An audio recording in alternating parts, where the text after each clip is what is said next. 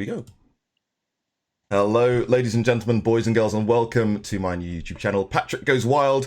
You're tuned in to Wild and Live. Good to see you all again. On our last episode, we were coming up with our very own animal fact files. We were inspired by the kids at Thornhill School.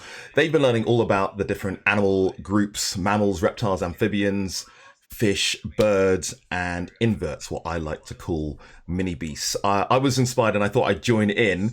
So we had a great time. And if you'd like to find out more and get some cool facts to make your very own animal fact file after this episode, take a look through the video list and have a watch of episode 6. It's jam-packed with lots of facts and lots of information. You'll love it.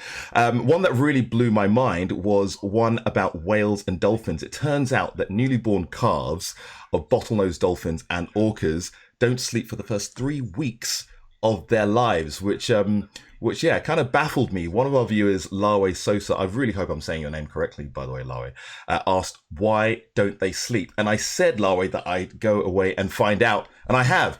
It turns out there are two possible reasons why the calves do this. The first is to try and avoid predators so that they are awake, alert, and aware. The second reason is that it's thought that it helps them to maintain their body temperature until they develop enough blubber to survive in the cold water during periods of inactivity. So there you have it. I managed to answer your question.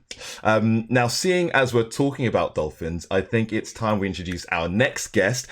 But before I do, remember, if you haven't already done this, please go ahead and take a few seconds to click on the subscribe button below. And once we're done with this episode, of course, go and take a look at the video list to see what episodes, what upcoming guests and topics we have coming up and what we've got lined up for you. So, right, let's get into it. Today's guest is a dolphin research manager. She's been working with the local community in Zanzibar to help them develop a sustainable and responsible method of dolphin-friendly encounters for ecotourists and holiday makers alike. Her name is Lara Jackson. Lara, are you with us? Hi, Patrick. I'm here. Awesome. Great to have you join us. Thank you so much. Now, Lara, this isn't your first conservation role. You have worked all over Africa, in Kenya at the Lara Wildlife Conservancy, in South Africa at the Dinokeng Game Reserve, and also in that, I hope I'm saying this correctly, Mahavamo Forest of Madagascar. Was that correct? How do you pronounce it? There you go. What is it about the African continent, Lara, that keeps you going back for more? Oh, that's such a good question. I think unless you've been to Africa, it's quite hard to understand the draw, but it's just the most incredible place. I mean, every single time I go there, I'm just blown away by the landscape, the wildlife, the people. I mean, everyone is so friendly, and it's just unlike anything that we have here. It's just completely different. And every time I visit, I love it, and I want to go to more places. I want to find out more about the wildlife. I want to get more immersed in the culture, and it's just an incredible continent. Your most recent trip was to Zanzibar. Now, for anybody that hasn't been to Zanzibar, I would definitely recommend you get it onto your bucket list of places to visit. It's incredible. The water is like this crystal clear. Turquoise and blue hues, literally incredible. It's stunning, and you were there and you were working with dolphins, which sounds amazing. When we think of dolphins and the different groups of the animal kingdom, where do dolphins fit in? So dolphins are mammals, so they are exactly like us, and there's all these characteristics that group mammals together. So some of these are things like lactation, so all mammals feed their young by producing milk. There's things like breathing air. Dolphins have to come to the surface to breathe air. There's also things like giving birth to live young. Also, like more scientific stuff. So they all share a thing called endothermy, so we can regulate our own body temperature, meaning that mammals can live in the coldest parts of the world, providing they've got enough food. Also, and when you say endothermy, does that mean they're warm-blooded? Yeah, exactly. So we can regulate, we can increase our body temperature or decrease it depending on the surrounding temperature. Yeah, awesome. And then things like internal anatomy, so things like fatty tissues we share. Yeah, there's lots of different things. But dolphins, so dolphins that live in the ocean. Mm. There's 4 species of river dolphins and there's 7 species of porpoises. But this does change a lot because scientists are constantly reclassifying species. So some of them are now split into subspecies, and we're just finding out more information about them than we knew before. What is it with scientists and always wanting to change their minds? I don't think it's changing their mind. I think it's just we managed to find out more information. We have new techniques available to us, which means we can look at DNA in a greater level than before. Mm. And a species that we originally thought was one turns out it's 2 different ones. So yeah, I think it's just increasing technology, and then obviously scientists are pretty curious. So Yeah, and you were in Zanzibar working with these dolphins. What species were you working with in so particular? I was working with the Indo-Pacific humpback dolphin, Hmm. and also the Indo-Pacific bottlenose. Bottlenose Yeah. dolphins. What do these dolphins eat? I mean, are they vegetarians? Do they eat seagrass like manatees? No, they don't. They've got these conical teeth, so they eat predominantly fish, but they can also have crustaceans, squid, things like cuttlefish. It really depends Mm. on where they live and what they specialize in for their diet. So they're hunting for, like you said, cuttlefish, squid, Yeah. fish. Um, I I checked how far a dolphin can dive, Okay. and according to the research, bottlenose the deepest dive ever recorded for a bottlenose dolphin was 300 meters. Um, I know that at 200 meters, there's barely enough light that photosynthesis completely stops. Hmm. So if they're hunting for their fish at that kind of depth, if they're able to go to that depth, how are they able to find their prey in complete Yeah. darkness? Okay. So dolphins are pretty amazing creatures, and they can find objects in the water by using something that we call echolocation. So Mm, basically, what this is that they emit sound waves of a really high frequency, and when it hits something in the water, these little sound waves sort of rebound off the object and come back to the dolphin. And then they process all that information, and from it, they can locate the object. They can tell what size it is, whether there's one or whether there's more than one animal there, whether they're moving, how fast they're moving. mm. So, yeah, really, really complex way of finding prey. So it's kind of like the same way that bats Yeah, kind of fly around in the dark. yeah, exactly. It's similar principles So sending out that sound and listening for for the the difference of the listening out for the echo. Like I guess the best way to describe it for us humans is when we're in a large open space or in a big cave and you shout out and you can hear your voice bouncing yeah, back, but theirs is just on a highly sophisticated level, exactly. which makes sense. Is it right that they can use both? I suppose that means they can use, because they obviously have eyes. Hmm. Can they use a combination of both their sight and this ability to Yeah, echolocate and absolutely. detect prey? Absolutely. So echolocation is really, really effective.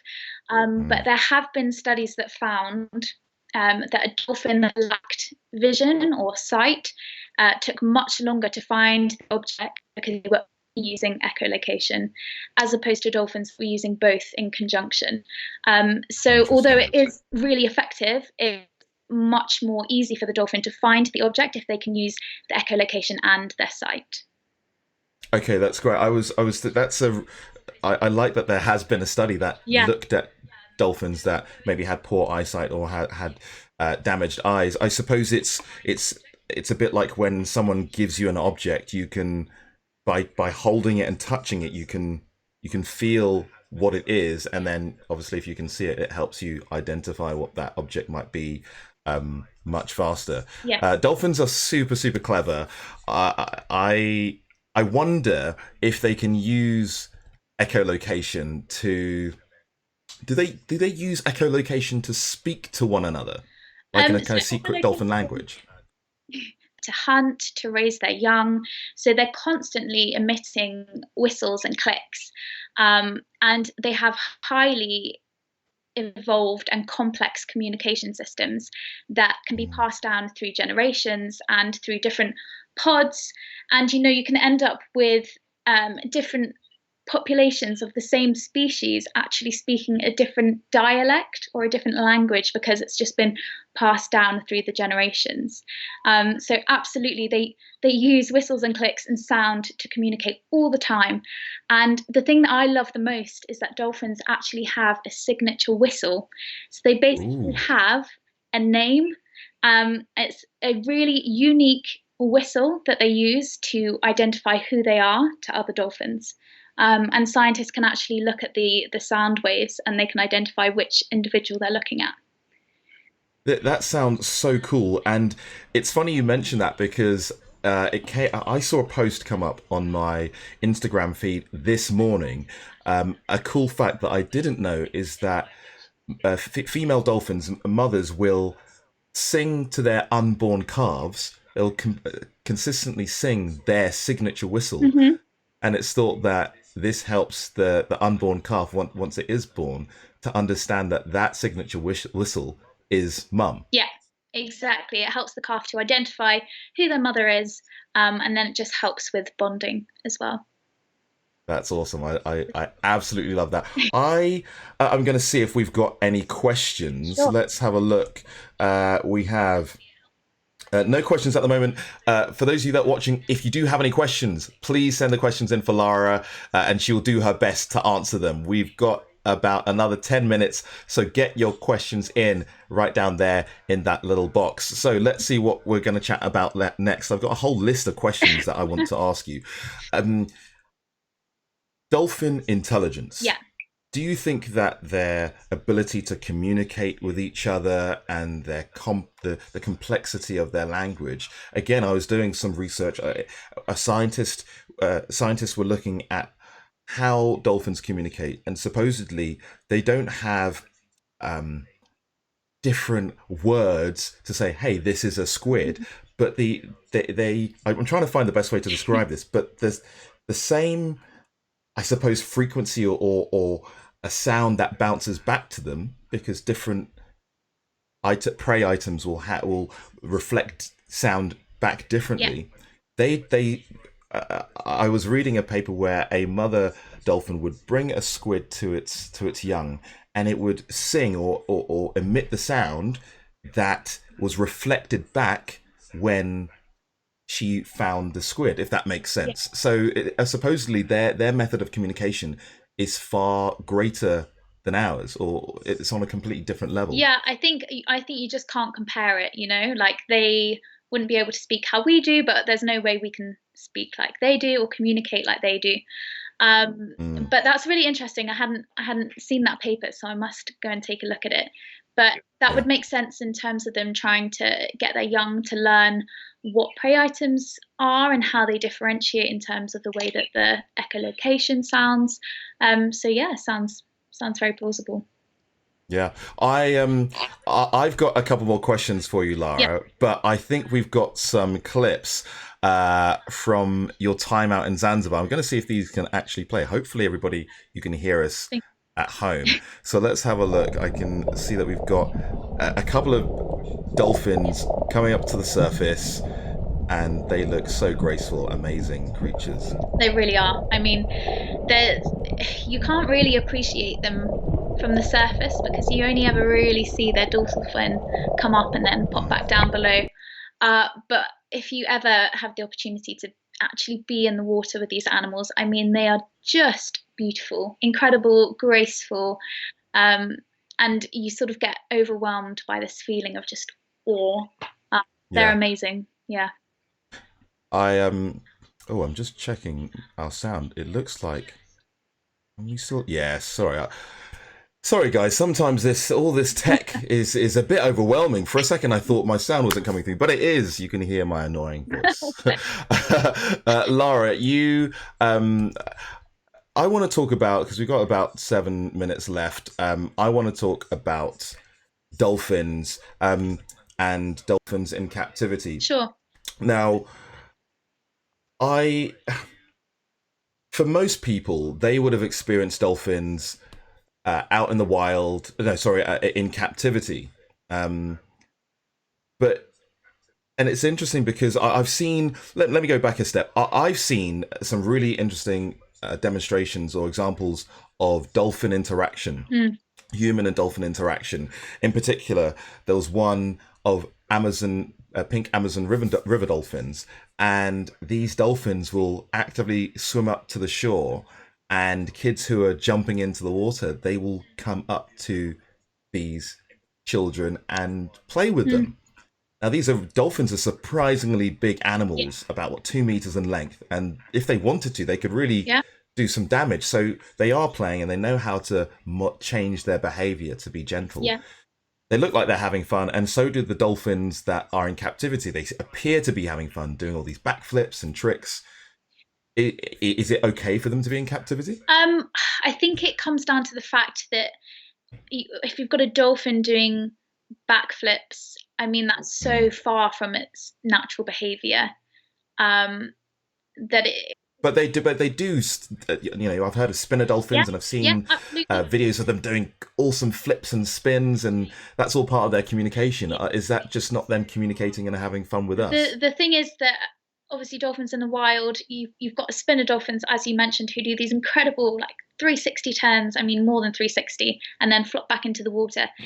Um, Yeah. but that is of their own free will, and I guess it's Mm. just raising the question of, is it right to have such an incredibly intelligent creature confined to such a small area where usually they would Yeah. travel miles and miles in a day, um, and making them do tricks for our entertainment? Is that really right? Or, I mean, in my opinion, it's much better to be able to go out on a boat and witness those behaviors naturally in the wild. So it is really tricky. I mean, any kind of captive environment is a tricky topic, including Mm. zoos. Um, Mm. I think it's just something that we're maybe slowly starting to move away from. And we've got a lot more information available to us now. And documentaries like Blackfish have really increased people's awareness about the issues. So, Yeah. yeah, I think we've just got to see what happens in the next few years. Yeah, it's something that I feel quite passionately about. I've also seen Blackfish and The Cove. For the kids of you out there, if you are interested, please make sure that you check with your parents first, because there is some disturbing footage in those documentaries, but it does expose what goes on in those types of industries. Yeah. For me, I had an experience when I was much younger. My first experience of seeing an orca kill a whale, it's probably one of my first memories as a child, was at Windsor Safari Park, what Legoland used to be, and they had this dolphinarium and they had this killer whale show, and I just remember thinking, this is out of the world. I loved it, but of course we understand that that is not the environment for those animals to be in. I suppose you can tell us the vast distances these animals like to roam, and where they live. Where do dolphins live? Are they confined? Do they tend to stay in one particular location? Dolphins do travel, depending on how much food is available, what kind of Mm. disturbances there are. So you'll find that if you've got really high levels of tourism activity in the area, it can force the dolphins to move further away from where they would usually be. They have certain like nesting areas, well, not nesting, but nursery areas where Mm. they take their young to, help them grow up. They've got specific feeding areas. So generally, they sort of, resident dolphins anyway, will have an area which they sort of hang around in. But you Mm. can, But it's much larger than what oh, they would have in captivity. much larger. I mean, the ocean is vast. There's so much space for them to. So here's a question for you, Lara. It sounds, and even just, I have my own opinion on this, and I think most people would agree that it's not ethical to have dolphins held in captivity. I suppose it's kind of like what we're going through now. Imagine if this was our entire life, where we couldn't leave the Mm, house. You'd just kind of you'd lose it. the So table turned. um, yeah, right. What alternative do people want to be able to see dolphins and have that type of interaction? And that's kind of what you were doing in Zanzibar. Can you Yeah. explain a little bit about the project that you are helping to run, and the experience that and emotion that kind of leaves people once they swim with wild dolphins? Yeah, absolutely. So there were sort of two aspects to the project that I run in Zanzibar. The first is a research aspect. So tourism in Zanzibar has increased massively over the past 20 years or so. And Mm. as you say, a lot of people want to swim with dolphins or they want to see them in the wild, which is fantastic. It's taking a lot of pressure off captive environments, or at least decreasing the demand. But the problem we have in Zanzibar is that it's completely unregulated, and there are no laws, there's no legislation that protects the dolphin populations from tourism. So there's no like rules that say you have to stay 10 meters away or So that's what you were there to do, to try and figure out a way to create this sustainable model exactly. of dolphin tourism.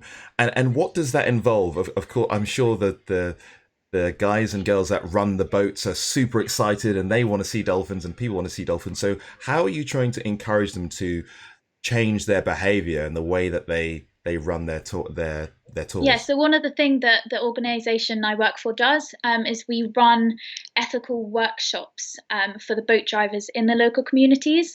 So a lot of them used to be fishermen and they've now transferred to dolphin tourism because of the revenue that it can create.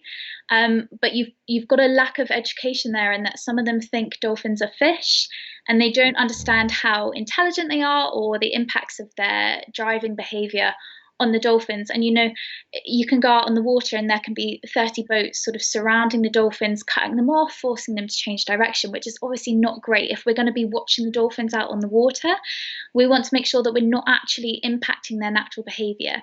So what we do is we actually teach them a course in how to drive with the dolphins ethically. So this involves staying a safe distance away. You're not cutting the dolphins off. You're driving with low speed so that you're reducing any noise pollution. And they have to pass a series of tests, both theory and also practical, to show us that they know and they understand and they can do it. And then basically we give them tourists to take out on ethical dolphin tours. And we can charge a tiny bit more money because it's ethical. And it's an incentive for them to carry on driving ethically if they're getting business from it. So So it's like an accreditation almost. kind of, yeah, yeah. Awesome. I think that sounds amazing, Lara. What's been the highlight of your trip there? Of course, your uh, the conservation um, project that you are Mm, running has been cut short. yeah, unfortunately. But whilst you're out there, what was your highlight, would you say? It's got to be swimming with the dolphins. This is also, it can be quite controversial because there are examples of tourists swimming with dolphins which are unethical. But the point is, if you do it in an ethical way, it can be just magical. And Mm. when we are allowed to swim with the dolphins, I'm constantly monitoring their behavior. I'm looking for any changes. I'm looking for any behaviors like tail slaps, which show that they're a bit stressed. As soon as that happens, we're out the water. But I've had encounters where I've been in the water with them for 20 minutes and I've had them swimming past me, looking at me, turning around, checking me out, coming back to see, what I'm doing. And it's just amazing. And I think if we can educate more tourists about that, then you're going to get more people having wonderful and natural encounters with the dolphins as opposed to a rushed 30-second time in the water where they're just jumping in to try and get a photo with them. So it's just trying to, I'm just I'm just playing some more of your video clips, yeah, Lara. Looks amazing. yeah, I get the impression that, and I've read, I've kind of done my research and read up on this. Apparently, you're not meant to approach the dolphins, no, but if they approach you, yeah. then that's allowing them to come to you on their own terms. Exactly. So, one of the things that is really important in our ethical boat driving workshops is that the tourists are dropped off 20 meters, 30 meters in front of the dolphins. And what this does is it allows the dolphins to dictate the encounter entirely. So, it's their choice whether they want to approach you, whether they want to, completely avoid you. Um, and that way they're in control. You're not forcing yourself upon them. And also you said, don't directly approach them. That's confrontational. So when they're swimming, you want to be sort of joining in their direction of path so that you're parallel to them, and it's just non-confrontational. They don't feel threatened by you. They're not like, oh, what's this thing doing coming into my space? Into my space. It all kind of makes sense. It all sounds like common sense, Yeah. really. So I'm really inspired by the work that you're doing, and I'm sure that lots of people at home are as well. I'm going to take a quick look to see if we have any questions. Let's have a look. We've got quite a few. So, if they're so deep down and have to use echolocation to find food, how do they know what is poisonous? That's one question. I'm going to read through a couple and we'll see if we can answer them all together. Sure. Are there any endangered dolphin species? How long can dolphins stay underwater? What are the signs in dolphins' body language to tell what's on their minds? I think you explained about the tail slapping, so that's kind of like an indication. Yeah. So, do we have any endangered species? That's a good one. How long can they stay underwater? I think it depends on what species you have, to be honest with you, and it also depends on what they're doing.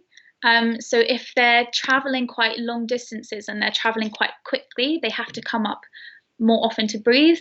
If they're resting, they can stay below the surface for 30 minutes, a little bit more. Yeah. So it really depends on what they're doing. Yeah, it's a good point that you mentioned. It depends what species they are, because the dolphin It's family huge. ranges from tiny porpoises, bottlenose dolphins, all the way up to orcas to killer whales. Killer whales are part of the dolphin family. Dolphins, which is so cool. That's amazing. So, and are there any endangered species of dolphin? Yeah, there are, unfortunately. I mean, dolphins have got a lot of challenges that they're facing, from ocean pollution, plastic pollution, noise pollution, which is one people don't usually think about, but shipping emits a lot of sounds that disrupts their communication. Of course, because their whole world is an acoustic world. Exactly. Yeah. So there's lots of challenges. I think the ones that are most in danger are the river dolphins. Arguably, they're having to deal with more human caused issues. But there are a few species. I couldn't name you the exact number. I'd have to double check that for you. But there are. Lara, thank you so much for sharing your experience with us. We're up to 28 minutes. So I think I'm going to cut it short Sure. at around half an hour, but it's been brilliant talking to you, and I'm sure everybody else has been excited to hear of your stories and your experience working with dolphins. Before I do let you go, Yeah. for everybody here in the UK, or for people that are, let's start with people in the UK. Do you have any top spots for people to go and see dolphins in the wild, whether it's from the shore or doing dolphin tours? Are there any Um, dolphin so hotspots? I've seen quite a lot of dolphins from the shore around Cornwall. So definitely Cornwall is a really great area to go if you want to do dolphin watching. Also the coast around Wales and around Scotland. I couldn't name you exact places over there because I've not been. I've just seen stuff on social media. Yeah. But the place where I've seen them in Cornwall are Newquay, so around the Pentire Peninsula, and Godrevy Point. I've seen them as well. But Perfect. So you could go surfing and see dolphins all in one day. yeah, every Awesome. Thank you so much, Lara. Thank you. Before I let you, one more question. What's next for you? Are you going to be heading back to Zanzibar anytime soon? So my job is still open. I've still got my job there, but we rely on volunteers to come out and help us run the project. And obviously, with travel restrictions and everything that's going on at the moment, it's we just don't know when we can reopen. So it's just going to be a bit of a wait and see, and hopefully, I can get stuck in with some things here in the meantime. Well, fingers crossed that all this nonsense is over soon, and everybody stays safe and you can get out there, and it'd be great to catch up with you again soon. For everybody that wants to stay in touch with Lara and find out more about her adventures, take a look down in the description. There's a link to her Instagram account there. Lara, thank you so much for joining us. It's been an absolute pleasure, and I'll have a chat with you a bit later. Sure. Thanks, Patrick. All right, take care, Lara. Yeah, Thanks. everyone. So that was Lara Jackson. Amazing being able to swim with dolphins. That's all we've got time for today. Let's have a little roundup. Yes, that brings us to the end of today's episode. Some brilliant facts about dolphins there. On Wednesday, we've got a great guest. We are going to be joined by Dan O'Neill, who's going to be talking about his wildlife holy grails, animals that are some of the rarest on the planet, and he's going to be telling us what it's like to go on expeditions around around some of the world's most famous ecosystems, including the Amazon rainforest. In the meantime, it would mean the world to me if you could spend a few moments of your time and leave a comment below. Say what you like, say what you don't like. Give me some, if there's anything that you want us to talk about, or any topics that you'd like us to talk about. Let me know. This is all going to be guided by you. I want to make sure that I'm bringing lots of value and cool, fun facts, and making sure that you're enjoying these videos. And if you haven't done so already, please make sure you click that subscribe button. And here's a challenge for you. I'd like you to, if you're enjoying these videos, I'd like you to share this video with at least one person who you know is also a wildlife lover.